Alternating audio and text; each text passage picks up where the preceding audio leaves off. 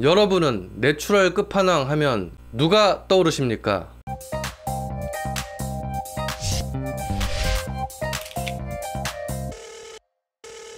안녕하세요, 브리미입니다.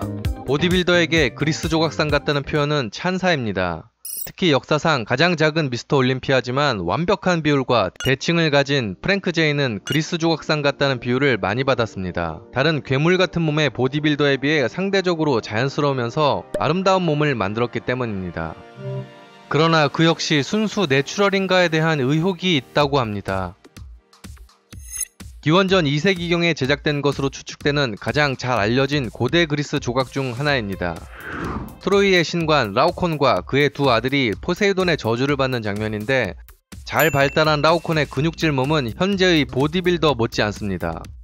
그렇다면 스테로이드나 성장 호르몬이 없던 과거 그리스의 조각상 혹은 그 모델이 되었을 근육질의 사람은 내추럴이었을까요? 고대 그리스인들은 아름다움에 매우 큰 가치를 부여했습니다. 오늘날 우리가 감탄하는 그들의 조각상들을 통해 고대 그리스인들이 이상적으로 생각하는 남자의 몸을 추측할 수 있습니다.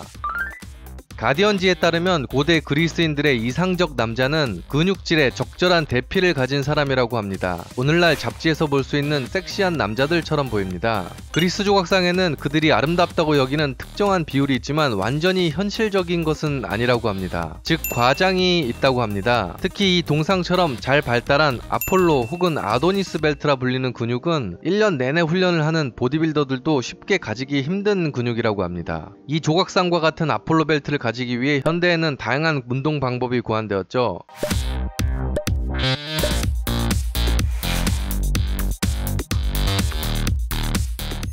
그리스 조각가는 당시 몸 좋기로 유명한 올림픽 선수들의 몸을 종합하여 근육을 더 강조하고 대피는 더 살리는 방식으로 자신만의 이상적 작품을 완성한 것으로 추측하고 있습니다. 타임머신을 타고 과거로 가지 않는 이상 진실은 알 수 없습니다만, 일반적 그리스인들이 이상적으로 생각하는 몸은 확실히 내추럴의 영역으로 보입니다.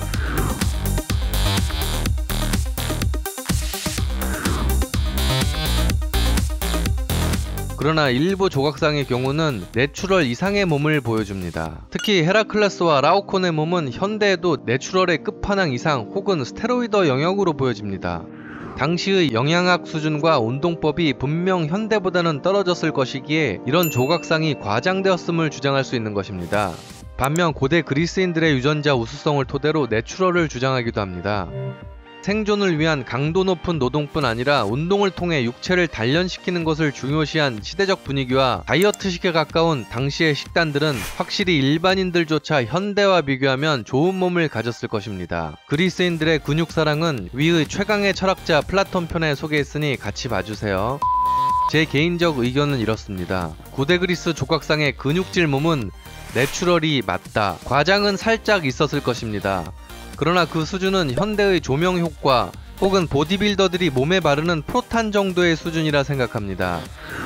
즉 실제 모델이 한 명이 아닐 수는 있으나 분명 존재했을 것이며 그 몸은 조각상과 크게 다르지 않았을 것이라 봅니다. 앞서 얘기했듯 운동을 중요시한 사회에서 엘리트 중에 엘리트의 몸이 바로 조각상의 모델이기 때문입니다. 그리고 정작 최고의 신들은 슬림한 마른 근육입니다. 의학적으로 과한 대피와 근육보다 건강한 몸입니다. 요즘 여자들의 취향과 같다고 볼 수 있습니다. 중요한 건 역시 얼굴입니다.